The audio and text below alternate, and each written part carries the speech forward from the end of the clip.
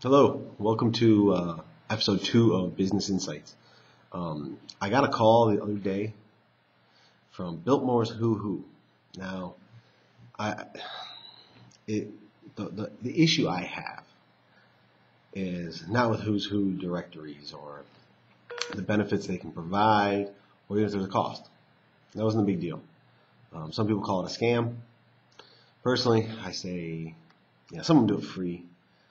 Some of them obviously probably oversell the benefits a little bit, but there probably is some benefit. There probably is some SEO. Maybe you can get a link back to somewhere else.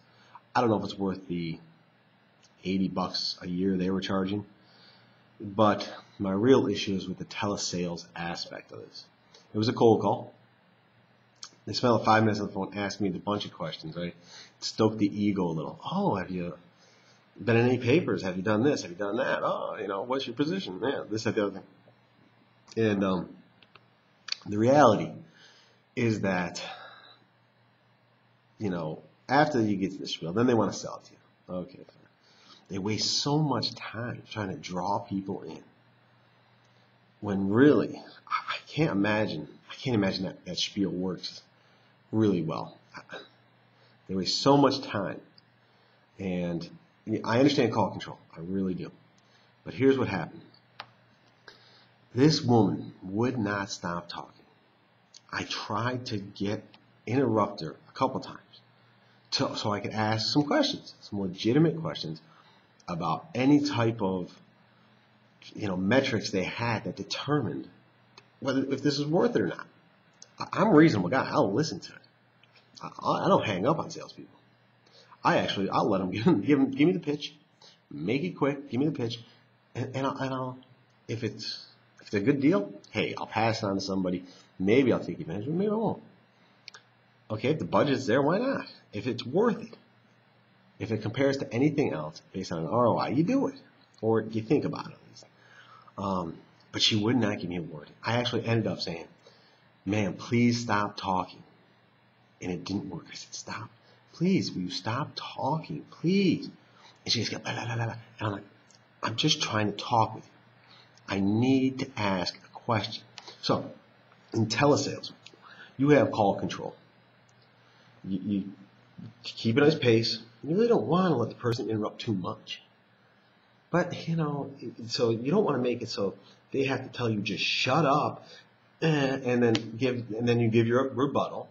Everybody knows there's 2 no's and a go. All right, someone gives a rebuttal. Oh, well, there's why you should reconsider. No, thank you. Oh, well, are you sure you don't want to? No, and then you hang. Okay, end of the call, right? But this woman just would not even let me speak. And that is what my issue is. Because after a while, I just wanted to tell her, hey, look, let me give you a tip.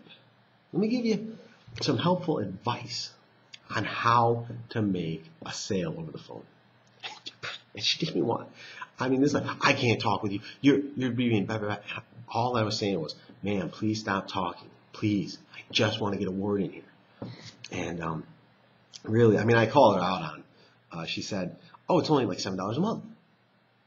And I said, "No, wait a minute. Are you saying I actually have to pay $7 per month every month? Or is it, well, no, we bill it one time." And I'm like, okay. Let's just really, you need to work on your sales pitch. But here's my big issue. She hung up, which I hate. I hate when people hang up on me. So I called Biltmore Who in Florida. No one answers. I tried different extensions. I tried different areas. There's a voicemail for billing department. There's this, that. Eventually, an answering service picks up the phone. And I'm like, it's the middle of the day. An answering service? Really? Why? What is the deal with that? What company uses an answering service? First, they have an automated line with like 10 different options, and then an answering service? Really? That's kind of shady. So, I leave a message for the answering service, and I'm just, because I had to call a few times, so I'm kind of pissed. So I call back again, and I leave a message. I say, hey, look, your salesperson's terrible. Not terrible, but I'm just trying to give her some advice. And after a while, I don't remember if I called back or they actually called me back. I think in the answering service, I think they need to call back maybe. But so I explained this lady. I said, listen, your person called me. Here's her name. Okay, here's exactly what happened. Now what I have to do is I'm going to tell anyone I know about how terrible this experience was. So if you lose business, that's your own problem. But, you know, if I say, hey, look, this is exactly what happened, here it is, and they lose business or they get some bad publicity, that's not my problem. Train your people to actually just take the time. And it's tough. And I can imagine a company, what appears to be that kind of company, it's got to be real tough. But here's a suggestion for you, or for anyone in doing cold calling or any kind of telesales, all right? If someone says, hey, look, I do marketing. Hey, I've done telesales. I've done cold calling. I've worked at telemarketing firms. I might be able to give you a helpful hint. Maybe you should check, you know what? I'll bet you if you listen to that suggestion, you could probably get more sales by the end of the day. And for Biltmore's who, work on the script. The script is terrible. Do a little more training with your people and really answer the phone. And answering service, I mean, that just indicates that either one, you just don't have the staff, or two, you get so many calls you don't want to take that you have some company screening your calls. And that's just terrible. So anyway, good luck to you. I hope you learn something. I hope she learns something. I hope your company does something. But good luck. And so, lesson for today, cold calling, telesales, control the call, take your time, be confident about the product. If you don't believe it, no one else is going to believe it. So believe in what you're doing and sell it like you believe it. And when someone has an objection, just have a response. And if it doesn't work, it doesn't work. Move on to the better lead. There's one salesperson said something about they have to have 9 no's per day. And I think that was actually a traveling salesman. If they didn't get 9 no's a day, they didn't even try hard enough. Because I assumed the 10th one will always be a yes or something like that.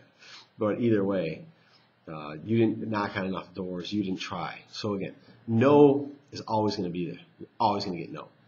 But the more no's you get, you got to get a yes in there. That's Business Insights for today. Thank you.